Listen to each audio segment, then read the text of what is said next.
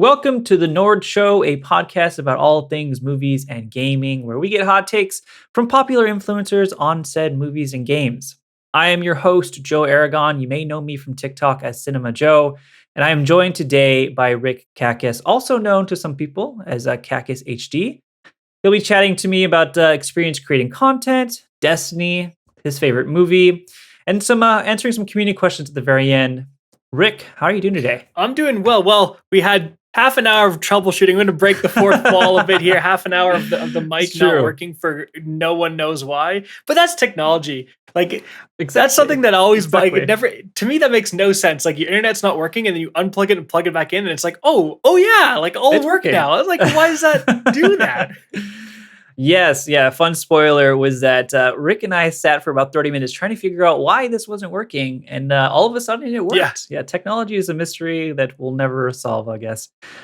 Before we dive into the real depth of the episode, make sure to follow the show on Spotify, leave us a 5-star rating on Apple, and drop a review. Let us know what movies you guys want to talk about, and of course, be sure to subscribe to NordVPN's YouTube channel to never miss an episode. Let's start this. Rick, you're a gaming content creator, a master at Destiny 2. Let's start with just some simple questions to get to know you. Why did you start creating content online? When did you start? And why Destiny 2? Oh, man. It's been a journey. I think originally it was like I saw like C-Nanners and the original people. Oh, wow. C-Nanners. Yeah, around. I started uploading like through like a Hauppauge. I think I started uploading, I'm talking like Call of Duty 4 and Battlefield 3. Wow. So I've been on YouTube for like, I think a decade now, a very long time, and started just because it was like, yo, a nuke in 2 minutes, that's sick, dude. And I was good at Call of Duty. I was slaying out. So I was like, I could do similar things. So I just started uploading, creating content, and it was like funny, myself and all these friends started doing the same thing. They all kind of stopped and I just kept going and had kind of a journey with did Call of Duty and Battlefield, as you always start out with Call of Duty. I mean, you used to. That was like the thing to start out as a YouTuber. And then actually went into Borderlands 2, and really that's kind of where I got my addiction to like looter shooters. And so did some I was a Borderlands 2 YouTuber, and then I took a hard left turn, and then I was a Battlefield 4 dedicated YouTuber for a hot minute. And then I just got into Destiny, and just kind of like all the things. I've always liked shooters, but I like that loot aspect, creating a build and everything from Battlefield. And so got into Destiny, and it's kind of been mainly Destiny since. There's been some detours like covered Division and Division 2 when they came out and stuff like that, but it's always been like base Destiny since that came out. So a couple follow-up questions for you. You brought up Modern Warfare and your nuke. I feel like everybody remembers their first nuke. I remember my first nuke. I remember I was using, I think, the AK-47U or something. Do you have any vivid memory of your very first nuke? I always remember mine. Did Modern Warfare have an AK-47U? Maybe not. Maybe it was an RPK. It was one of those weapons. Because I think I remember mine, dude. Because I got that with like a SPAS 12. I don't know if do you remember the shotguns in that game were so busted, and then they made them like they were secondary weapons. You could have an ACR or a UMP, and your secondary could be a SPAS 12 that could one-shot someone from like a mile away. Or an AA-12 that could clear a whole bunker of like a whole team. It was wild. Those are the wild. That was Modern Warfare 2 was the pinnacle. Which interestingly, this is a little bit of a side topic, but just now they unveiled Modern Warfare 2, the logo and stuff. It's coming again, so it's got a lot to keep up to, because I think Modern Warfare 2 was really kind of the pinnacle of like where it kind of really took off on YouTube. Like Modern Warfare 2, like you said, your nukes and montages, everyone like the YY intervention, quick scoping, and all that stuff really blew up on YouTube.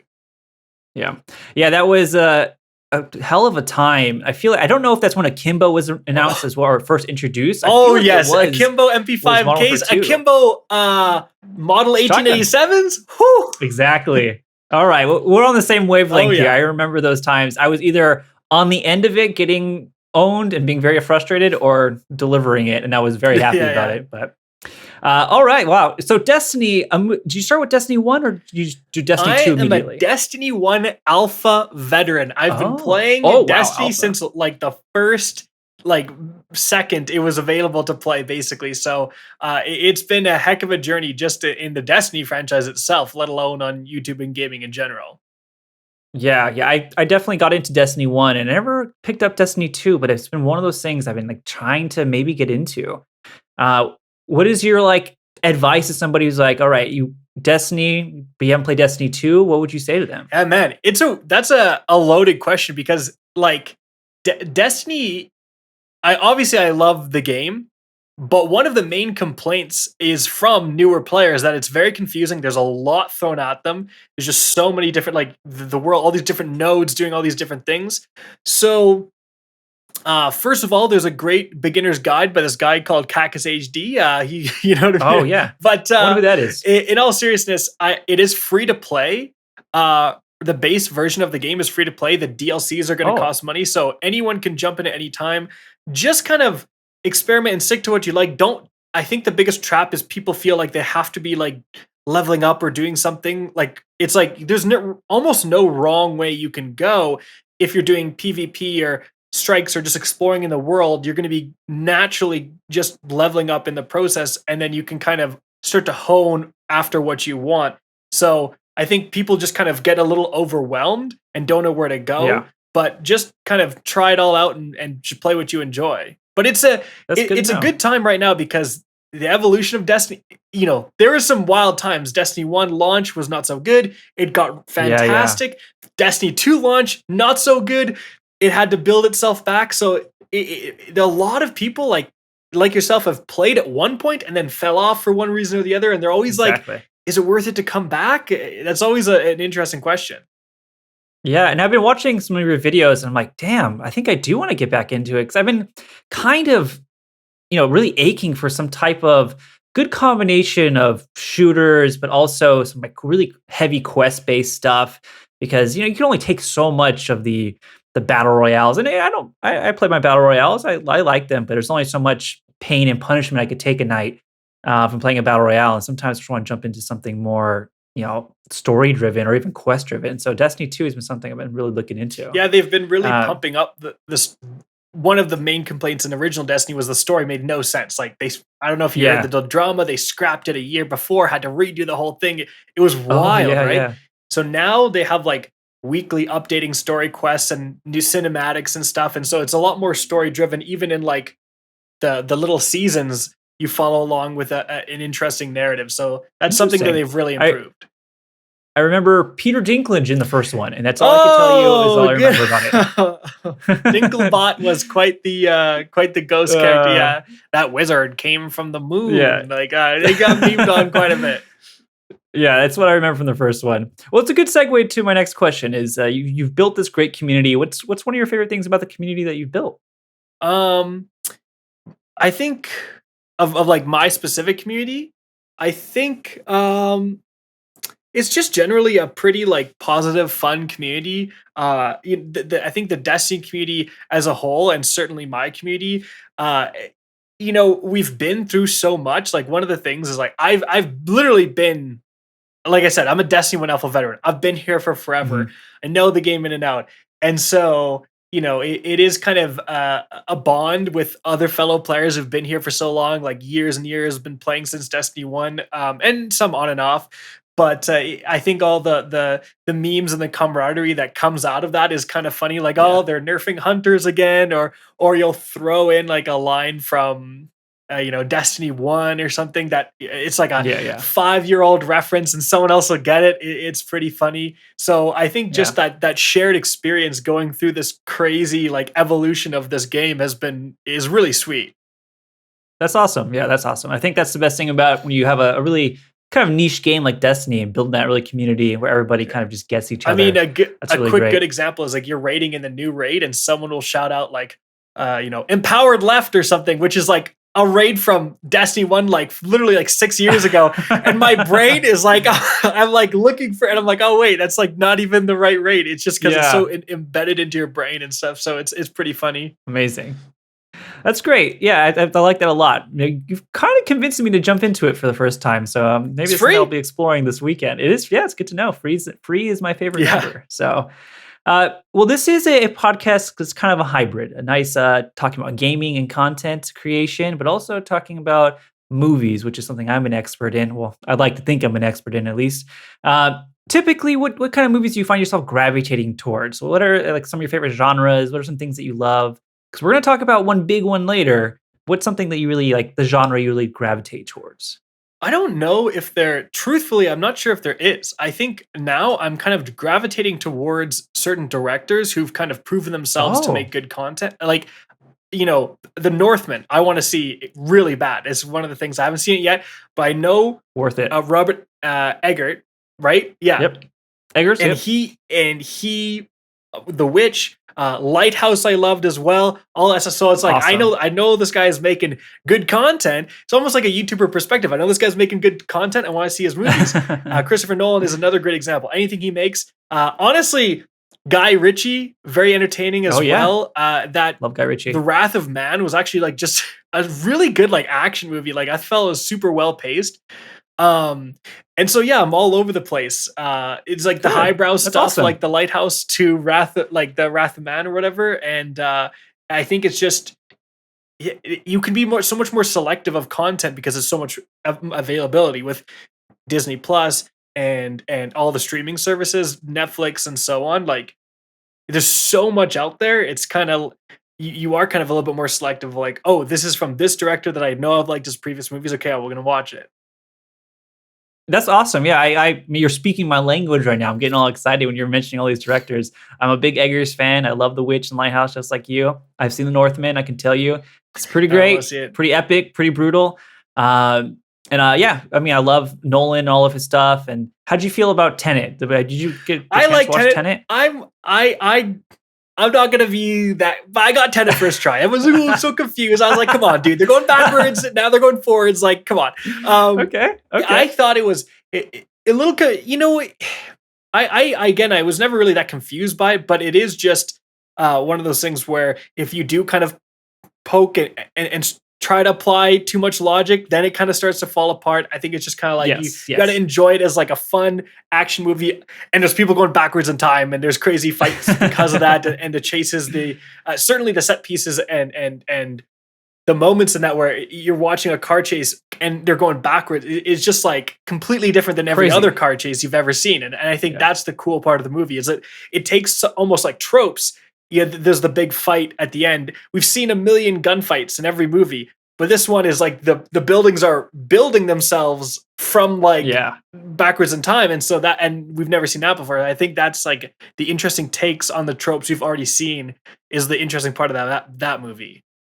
I love meeting a Tenet loyalist as well, or Tenet lover, because I like Tenet. I'm more of a Christopher Nolan fanboy. Movie. It doesn't matter how Tenet was, I'll defend it. So that's just my Yeah, position. yeah, that's fair. That's fair. Do you have a favorite Nolan film that you can think of just right off the bat? I mean, you don't have to think of one, but if you have one, is The Dark Knight the easy answer? I think it is the easy answer, but like it's just kind of like one of those things where again the bar of quality is pretty high. And I'm not saying like Tenet was the best movie ever, but I enjoyed it, and I enjoyed Dunkirk, and I enjoyed Memento, and I enjoyed obviously the Dark Knight franchise, and what was the other one? Inception, obviously. Yeah, Inception. Yeah, it's just kind of like yeah. I've never watched a Nolan movie and been like, I hate that. I've just enjoyed all of them. It's fair. All right. Wow. Very variety taste. I like it. Well, we're jumping into our main topic today. I sent you a list of movies and you responded with, let's talk about Dune. To be specific, Dune 2021 and not the original Dune. I felt that had the most similarity with Destiny. It's off. Yeah, no, you're it's going a to these great one. fantasy worlds. You have the different factions and stuff.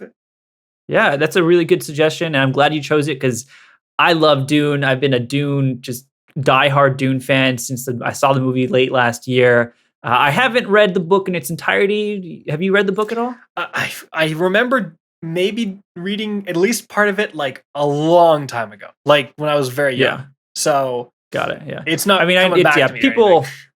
Oh, you're good. No, I'm not going to quiz you on chapter 7, exactly. page 48. Don't worry. But yeah, Dune is one of those things. Once people are into it, they're really into it. But I'm glad you chose Dune because last year, like I said, I loved it.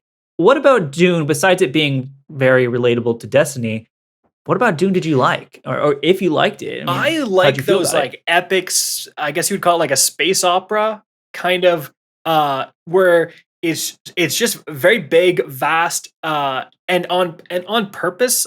You often don't get that like sense of scale and almost like wonderment from certain space movies. I think another movie that did it well is Inception.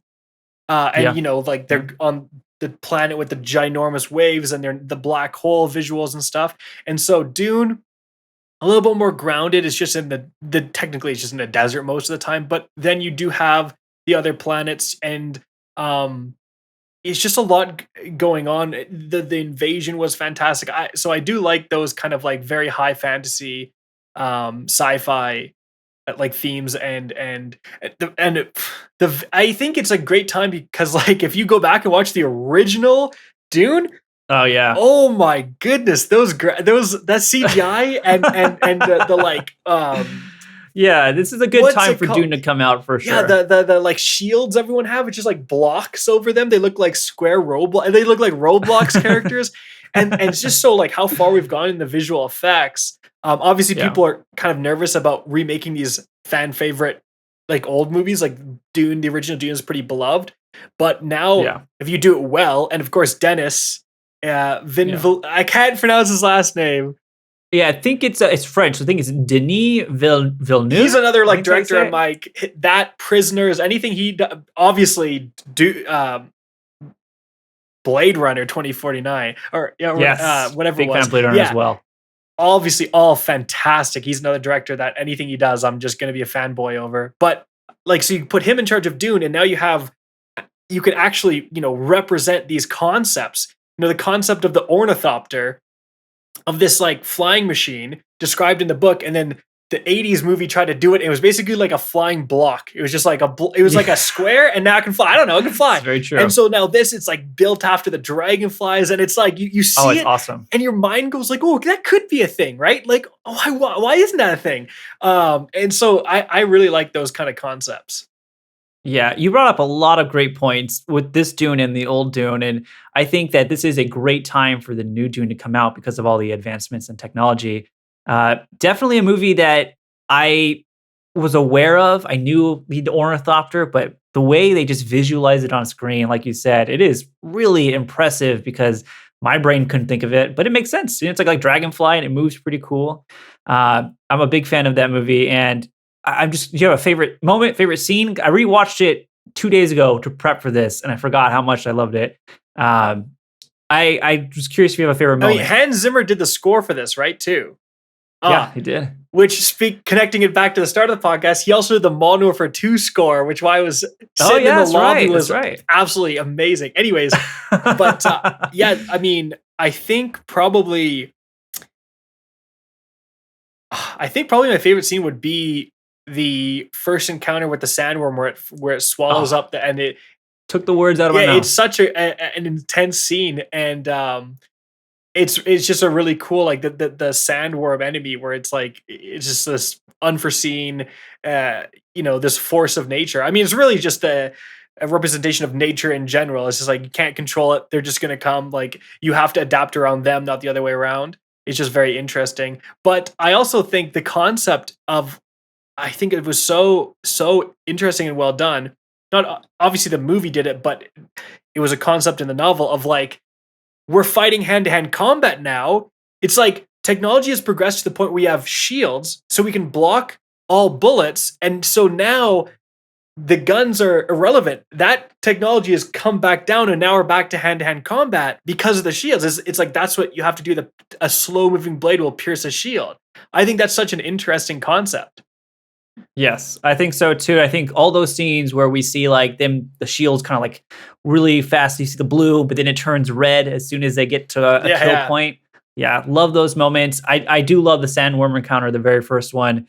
I think for me, it was such a, you kind of expect it. You see the trailers, and then you see it on the big screen or even at your home, and the scale of the worm. I don't think really people realize how big it is until that moment. It's massive, swallowing these huge tractor machines in the desert. Yeah, I love that moment as well. Big fan of that. The invasion scene, or the very first invasion scene, is pretty great too. Which this kind of leads me to my next question. A lot of people who didn't love Dune, or maybe felt lukewarm about it, one of their main complaints was, "Well, it's wasn't really an ending. It was just a part one. Yeah. I don't really feel satisfied with it." Did you feel that way when it was ending, or were you like, "This is great, can't wait"? Or Well, I mean, my wife fell asleep. So, like, those are the, you know what I oh, mean? Like, that's the kind of, I totally understand that. It was a little long. yeah. I Mhm. like long movies though, like the new Batman, everyone's complaining about the length. I'm like, I don't care about the Oh, I length. loved Like, it. I rather have Yeah. stuff than not. I grew up watching the like extended Lord of the Rings, like 4 hour Oh yeah. long. Like, so bring it on. I don't care. Um, Yeah. but that's a very intricate. Went into it knowing it was gonna be part one. I'd heard it ends at part one, and I think I went into it. I knew that they greenlit part two, which was another important thing. Like if they didn't, that would have been real bad. That would have been Yeah, really real bad. awkward. An awkward ending So I then. didn't mind it because I knew it was coming. I can see when it was still kind of up in the air, or if you saw it off because it wasn't certainly when it was advertised originally. It wasn't really advertised as Dune Part One, right? It's just Dune. So I Correct. think Correct. definitely I understand people who went in there didn't know it was a part one, and it just ended up part one, and they're like, I didn't know this was a part, right? So Yes. I do Yeah. Yeah. understand that complaint. I think that's just a fault of marketing, honestly. Oh, completely agree with you on that. And even someone like myself who's very in tune with this world, I remember walking in and it's title card Dune, and then very quickly part one. I was like, oh, I didn't know it was part one. I was like, okay, all right. I mean, but knowing that, going into it, knowing it's gonna be a second one, yeah, I think there's an understanding of where it ended. So I also didn't mind it too much. But speaking of the future, this is the big question here. Is Dune the next big thing? Is this the new Star Wars of the 2020s? Is this the new Lord of the Rings? I mean, every big franchise has had its moment where it consumed all of culture, essentially. Is Dune the next big thing? Can Dune reach that level that Star Wars reached? No, not even close. Like I hate to say that, but I think if you look at the source material, a lot of people say that the first book was epic, and then the subsequent books kind of got more and more outlandish. Some pretty Oh, wild space stuff, mutants. We're getting pretty like oh, wild out there. And this is kind of just what I've heard. Like I haven't necessarily read the all the other books, but okay, um, like would be very hard to adapt on screen type of stuff. Which interesting. I mean, people have thought that in the past about certain things. Game of Thrones famously, and they did Yeah. it. So who knows? But I just think that Dune Part Two is going to come out. People are going to enjoy it, but I think you could have easily told like Dune Part One wasn't successful enough. Like if you look at those movies that really kind of took over the world, like Star Wars, it was like a shift, or Mhm. Game of Thrones or something where everyone's talking about it. Me and you were talking about Dune.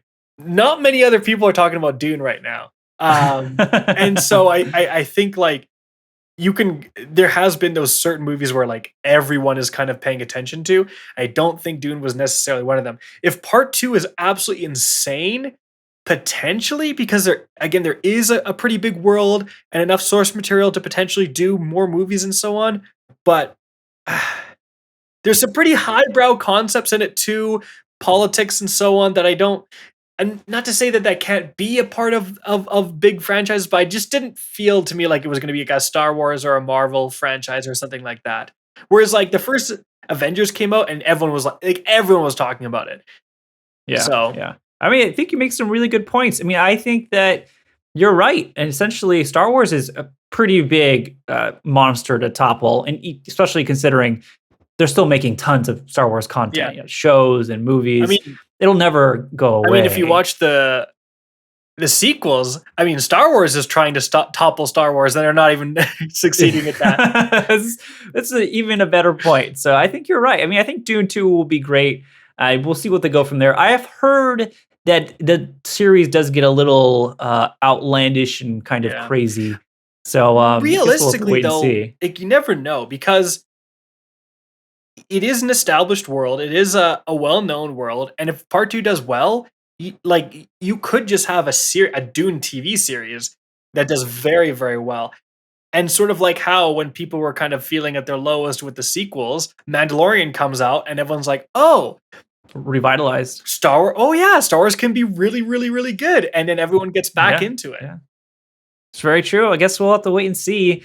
Yeah, you know what? Now I'm really curious to see where this goes because it could be really, really great, or it could just be great and just fizzle. So I guess we'll have to wait and Well, see. interestingly, I think, and I'm sure you've noticed this as well, it seems like studios are maybe a little bit more reserved when it comes to like taking a leap into something completely new. And so building upon these established IPs, Dune, well known, you're much more likely to get a Dune, like a highly funded Dune TV series than just like a random TV series no one's ever heard of.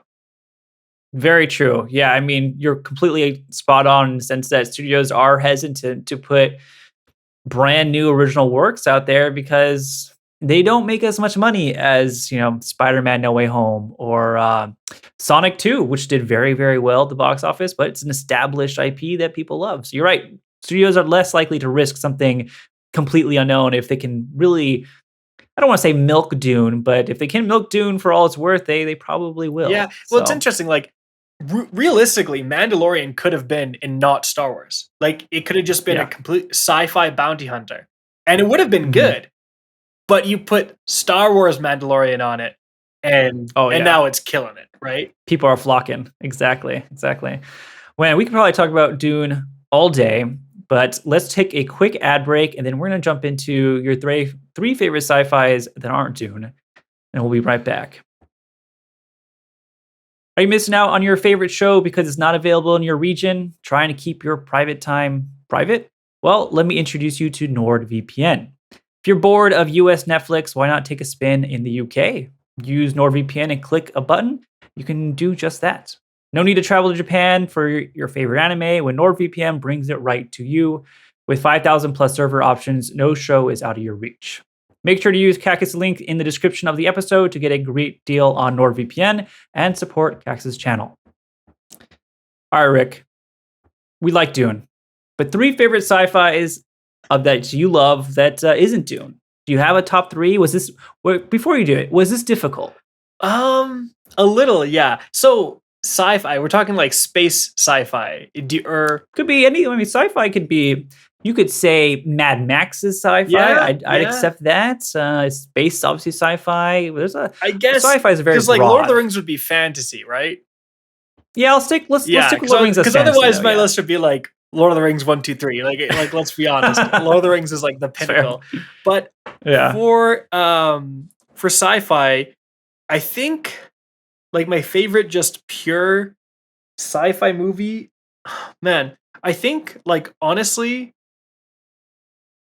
it's probably going to be number one, or should I go? I think number one has got to be like a Space Odyssey. Okay. Wow. I think it's just like classic. Yeah, it's a classic. But even rewatching it, it really stands up. It's just got amazing visuals. It's very, very interesting. It's still an enigma, like to this day. You watch it, you're kind of like trying to figure out that ending, and it's just very entertaining. The idea of the rogue AI is such an interesting concept, and like how do you fight against that? And then it has been, I mean, taken and adapted every which way, and so it's a little snobby to say it's No, not at all. but No. I think just when you're talking about just well made, and I think probably number two. It might be. Like recently, the thing that came to my head most for like number two was probably just Blade Runner 20. Was it 2049? 20, Yeah, 2049. Blade Runner 2049. Visuals outstanding. Very interesting, and I do like the concept of the Blade Runner. Is like, I guess the original Blade Runner is also two is Blade Runner / new Blade Runner, because I feel like the concept of like he's out there hunting rogue robots, but he is or maybe one himself is so interesting. I mean, that kind of is also and the person, correct me if I'm wrong, but the person who wrote the original like script for that also wrote it was a short story adaptation for Total Recall as well. Yep. So yeah, Blade Runner was written, or the book it's based off is called "Do Androids Dream of Electric Yeah. Sheep," written by Philip K. Dick, who also wrote the story for Total Recall, Adjustment Bureau. There's a couple other big ones he's done. He's very And so influential. that Yeah. concept too, I mean, Total Recall, even though that's like an R&E classic, that concept too of like goes to the place to get memories injected and then starts thinking, but it's like you're never quite sure throughout the whole movie. You're never quite sure like which avenue it's going down. And so I really like that concept in Blade Runner. And then number 3, it's a little. I think it's gotta just be Inception. Or sorry, Yeah. not Inception. My Good apologies. choice. Interstellar. I think it's Oh, Interstellar. also good choice. I'm Also still good choice. salty about Interstellar losing to Gravity. I'm like, get that out of there, Oh. dude. Interstellar was Yeah. just fantastic. I really like Interstellar. Yeah, good choices all around. I mean, Interstellar has been one of my favorite movies for a very long time. I'm a huge Blade Runner guy. Actually, 2 of the 3 you've mentioned, I've tattooed on my arm, so I'm a big fan of 2 of those. And 2001: Space Odyssey, not snobby at all. It's a classic for a reason. People continue to look at it, interpret it, and analyze it. So good choices all around. I think if I were to throw one in the ring with you, I would choose like The Matrix. I'm a big fan of The Matrix. The original Matrix. Always loved The hey? Matrix. Yeah. That is another like very interesting concept of like Yeah. what's the dream, what's the reality. Exactly. Yeah, I like movies that question reality as well. So I think Matrix works. I mean, yes, the sequels maybe not as good, but yeah. first The Matrix sequels is, are weird, but let's not pretend when you're watching like the robot machine gun, you're like, this is sick, right? Like that part's that cool. part I was like sick. that. I always like the way it looked. Yeah. Yes, I agree. I agree. Cool. Good top 3. I don't think anybody could really be too upset with you on those. not. There's a lot of sci-fi out there. I definitely some people are someone will gonna always- groan. I said Space Odyssey. Oh, cars. It's this like guy so picks the Space Odyssey? obvious de facto, number 1 in so many lists, but You'd be I surprised. guess A lot of these times days people skip maybe it over. not, but Yeah. I think those are great picks. I support them wholeheartedly. Speaking of which, of community, people who might groan, we did have you pose a question to your followers and fans. That hey, I'm going to be on this show. Shoot some questions over. We pulled a couple really good ones, and I think it's be a fun discussion. The one that I really gravitated towards was from user Gray Gaming. They asked, if you didn't cover Destiny 2, what game would you cover? that's like actually an extremely loaded and interesting question because Yeah. like I have been wondering that myself because you're always looking for something else to cover in the sense of like Mhm.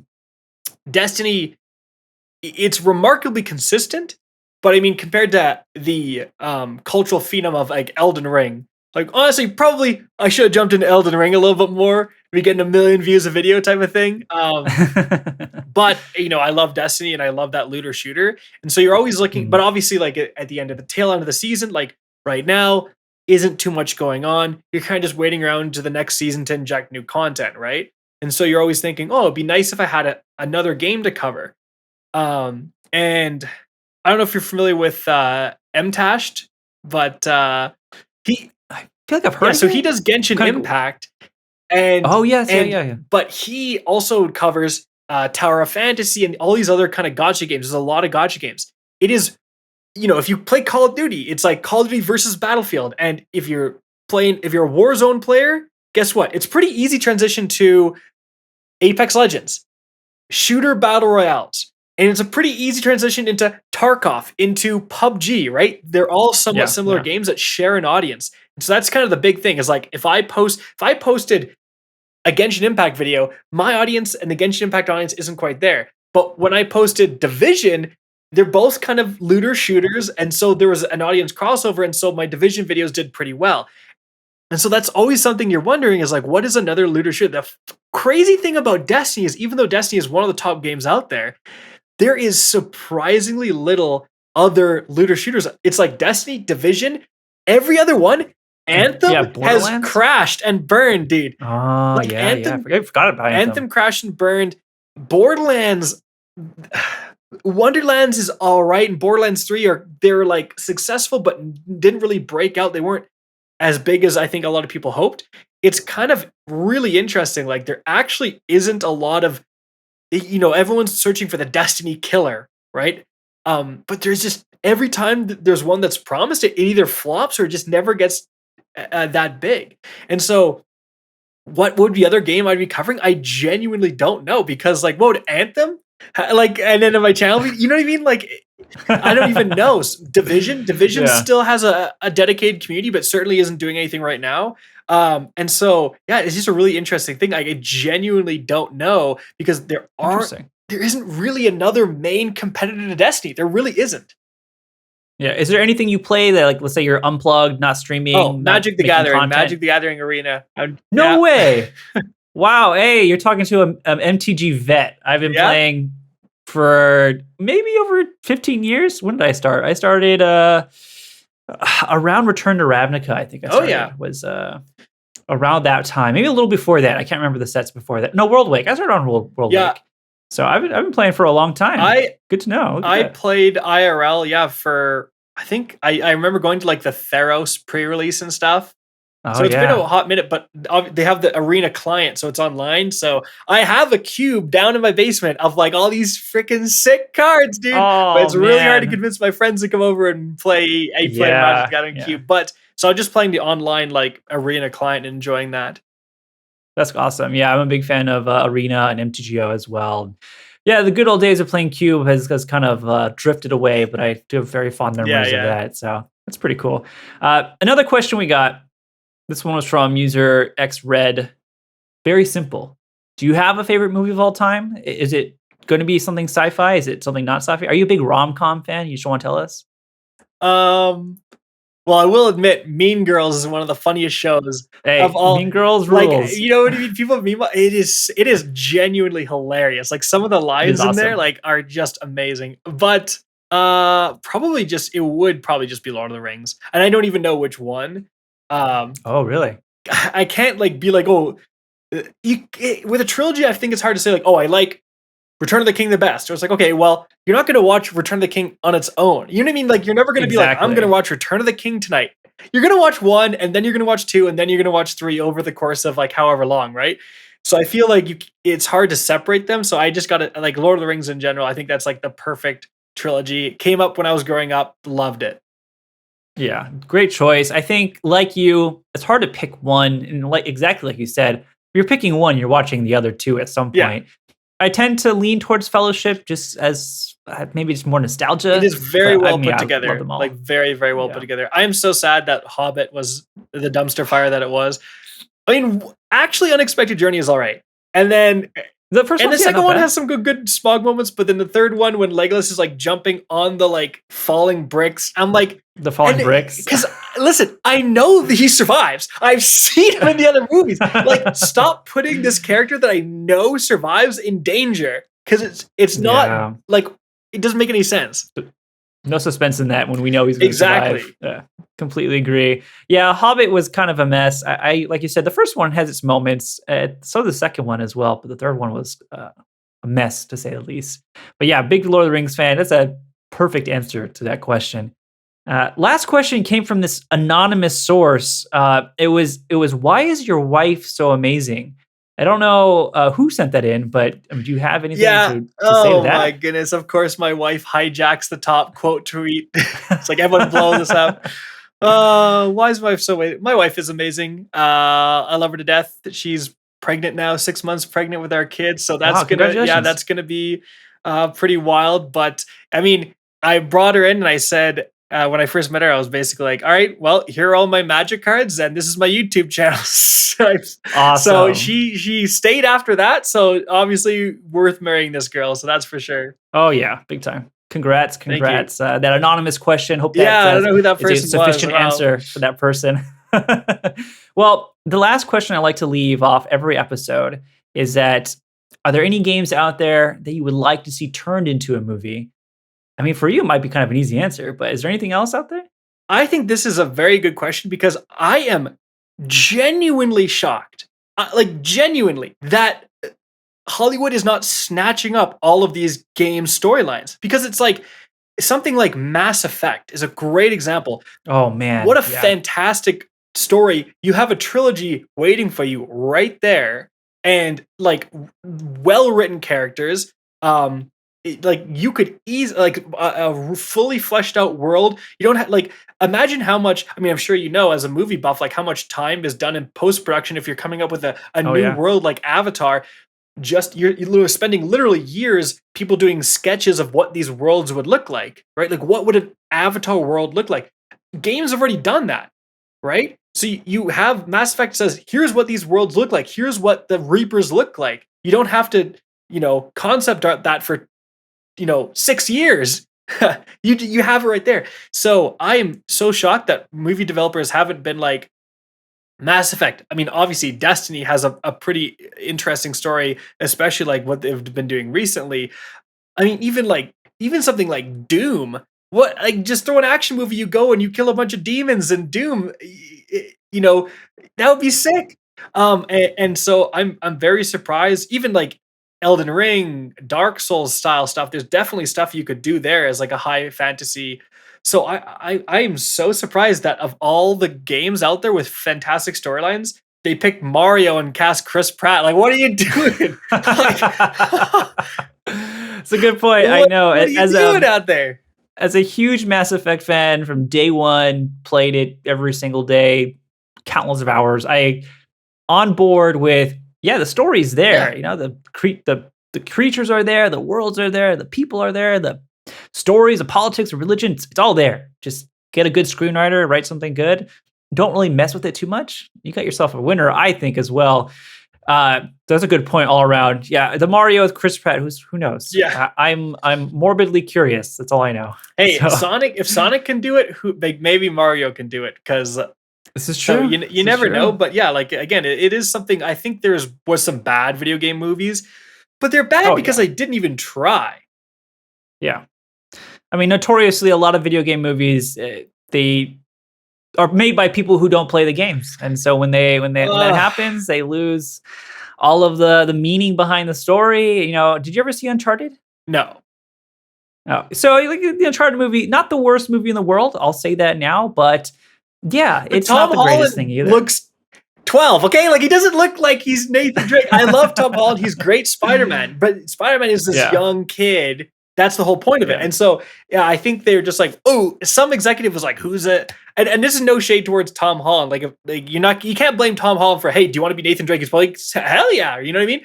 But like, if some executive was like, who does everyone love? Tom Holland. Let me get this. Exactly. And it's like, dude, no, that's not who you want to cast as him. But I think also interestingly, somewhat to your, you had made another point. I forget what it was though, but Mass Effect, Uncharted. Just like, I'm just so. Oh no, because you said they don't even play the game, and I was gonna say, remember the Halo showrunner had the quote, and it's like we didn't even consider the games when making this show, and everyone's like, why? Heartbreaking. It's like, and that's another good example of like Halo is a pretty well written lore. Bungie certainly goes pretty hard in the lore, as I know from Destiny, and so it's like you had all this stuff to build from, and you have this built-in audience of like all these people that would go to your Halo show or movie.